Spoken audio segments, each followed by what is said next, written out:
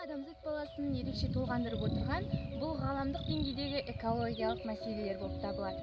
Сондықтан еліміздегі әрбір мемлекет, әрбір қала, әрбір аудан осы экологиялық жағдайды негізгі міндет етіп қарастыруы керек.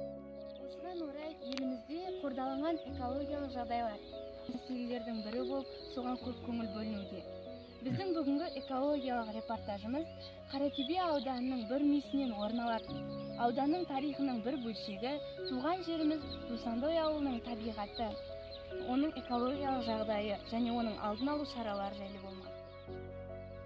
Қазіргі біздің тұрған жеріміз бұл ауылымыздан 2-3 километр жердегі қоқыс алаңы. Бұл жерде барлық ауылдың қоқыстары төгіледі. Қоқыс жәшігіне жанай лақтырылған қағаз бумасы, далада сейілдеуден кейін қалған консерві қалбыры немесе пластик бөтелке, жүріп бара жатып тастай салған сағыз. Сіз бұдан кейін осы қоқысқа не болатынын ойланып көрдіңіз бе? Қағаз жаңбыр астында қалуы мүмкін, кейін кебеді, тағы да суланады, осылайша қайталана береді де ең соңында ыдырайды. Дегенмен ыдырау үшін 5 жыл қажет. Консерві қалбырын әуелі тат басады, темір жұқарып сүңгіш күйге өтеді. Ақырында толық ыдырап тынады, бірақ 2 ғасырдан кейін. Ал лақтырылған пластик бөтелке 500 жылдан кейін ыдырайды.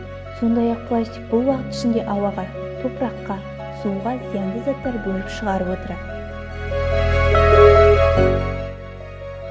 Қоқыс арасында ең көп жиналатындар шыны ыдыстар мен бөтелкелер. Шыны ыдырамайды, ендеше лақтырылған жерінде мәңгі жатуы мүмкін. Қоқыс қоршаған ортаны ғана бүлдіріп қоймай, өсімдіктерді құртып, жануарлардың өліміне себепші болады.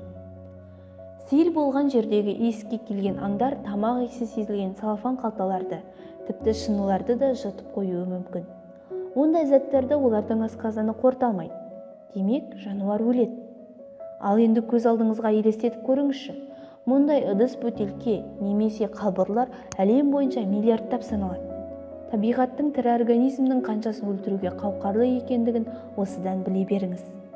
Мұндай өлімге себепкер болмас үшін демалған орында қалған қоқыстарды жинап, қапшықтарға салып, жақын маңдағы қоқыс жәшігіне тастап кету жеткілікті.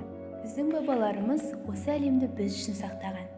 Егер қарапайым қағидаларды сақтап, табиғатты аялай білсек, біздің ұрпақтарымыз да әсем де гүлденген жерде өмір сүреді.